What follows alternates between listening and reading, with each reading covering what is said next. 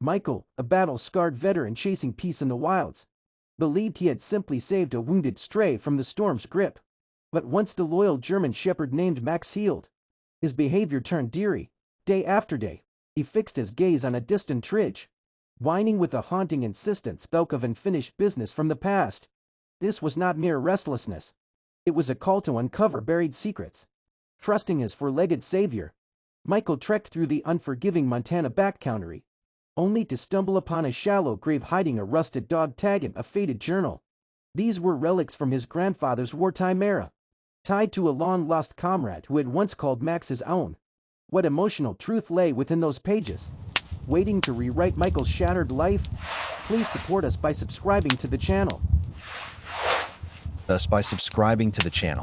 The isolation of Montana's rugged peaks was a tangible force, a vast emptiness that swallowed echoes and memories whole. For Michael, it was the only refuge that promised relief. At 35, his once powerful build had leaned out from years of carrying invisible burdens, his dark hair flecked with premature gray, his face carved by lines of quiet endurance. Yet his eyes held a spark of unyielding compassion, unbroken by the chaos of combat. He had inherited this secluded cabin from his grandfather David, a place of weathered pine logs huddled against the whispering evergreens, far from the world's clamor. Clad in a worn olive jacket over a simple thermal shirt, faded cargo pants, and heavy boots crusted with snow, Michael moved with the deliberate calm of a man rebuilding himself one day at a time. He knew little of the cabin's hidden stories, of how it had once sheltered not just his grandfather, but fleeting visitors from distant wars, including a faithful dog who remembered more than any human could guess.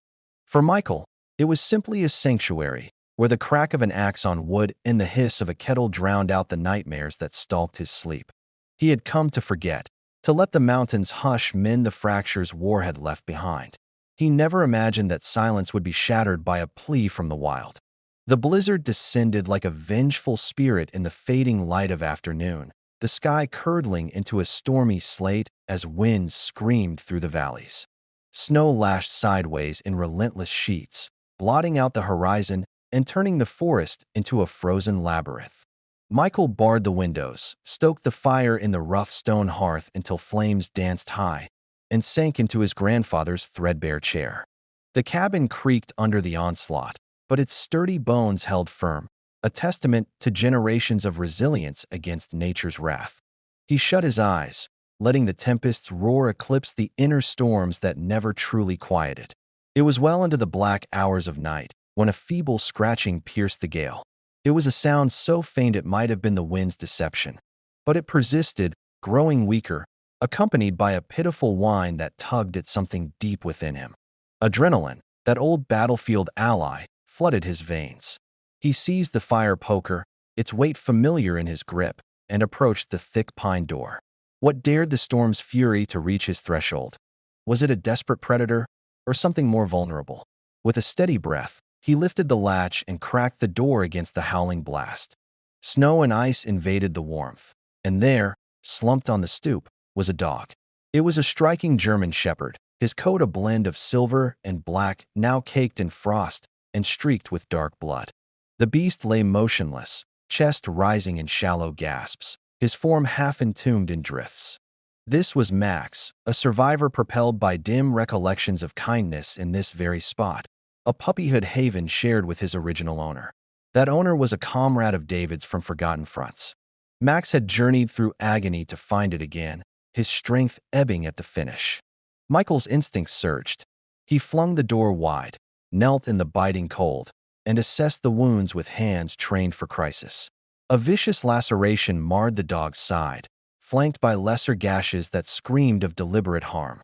"Hold on, buddy," he whispered, his voice gravelly from solitude. He lifted the heavy animal with care, muscles straining, and carried him inside, slamming the door on the chaos. On the woven rug before the fire, Michael worked swiftly with his field kit. He was cleaning, stitching, binding. The dog remained still, trusting in this stranger's mercy. As the flames thawed the ice from his fur, Michael felt an unexpected kinship, two warriors scarred by cruelty, bound by the night's mercy. Dawn broke in crystalline purity, the storm's rage spent, leaving a world of sculpted snow under a piercing blue sky. Michael stirred from his vigil in the chair, neck aching, eyes drawn to the rug. Amber eyes met his. They were alert, unblinking. Max was awake, his posture regal despite the pain, a silent testament to unbreakable spirit. "Easy now," Michael murmured, rising slowly.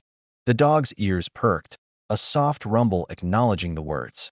Michael fetched water, placing the bowl at a safe distance. Max eyed it, then labored to his paws, legs quivering but resolute. He drank deeply, then settled back, his gaze locked on Michael with profound gratitude. That morning, under the sun's glare through frosted panes, Michael re-examined the injuries. The main wound's edges were precise, not the ragged tear of fangs or thorns. It was a blade's cruel work. Worse, chafed rings encircled Max's forepaws, ghosts of bindings that spoke of torment. Rage simmered in Michael's chest, echoes of atrocities he had witnessed overseas. This was man's malice, not nature's. He met Max's steady eyes and saw a mirror, fellow endurers of the world's darkness. With gentle precision, he redressed the wounds, applying salve to raw skin. Max endured without flinching, his trust absolute. In that shared silence, a bridge formed, mending more than flesh. Days blurred into a gentle rhythm, the cabin's quiet now warmed by companionship. Michael nursed Max with softened meat and broth, monitoring progress as strength returned. By day 3, Max stood firm. By 5, he paced the floor, tail flicking in quiet joy. Michael found himself confiding in the dog, tales of distant sands, lost brothers in arms, the weight of survival. Max listened, head tilted, as if comprehending every syllable. One crisp afternoon, as Michael mended gear by the window, Max approached and laid his massive head in Michael's lap. The gesture unlocked something frozen within. Michael stroked the soft fur, a sigh escaping them both. The loneliness that had armored him cracked, replaced by a bond forged in storm and scar. They were no longer alone. Two souls, healing in tandem amid the pines. A fortnight waned, and the cabin's hush evolved, laced with the soft thuds of paws and shared breaths. Max's wounds scarred over, his vigor restored, but a new peculiarity emerged. Each dawn, Max positioned himself at the eastern window, staring unyieldingly toward a jagged ridge miles distant, whining low with urgent plea.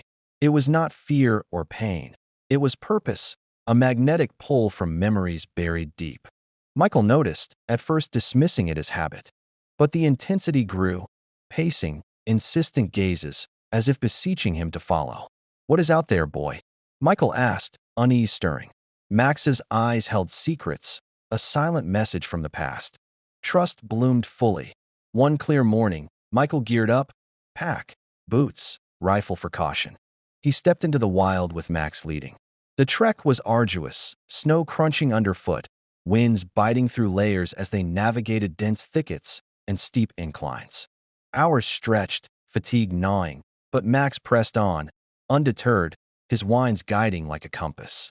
At last, they crested the ridge to a hidden glade, sunlight piercing the canopy. Max bolted ahead, paws flying, and began digging furiously at a mound of earth softened by thaw. Dirt flew as Michael caught up, heart pounding. "What is it?"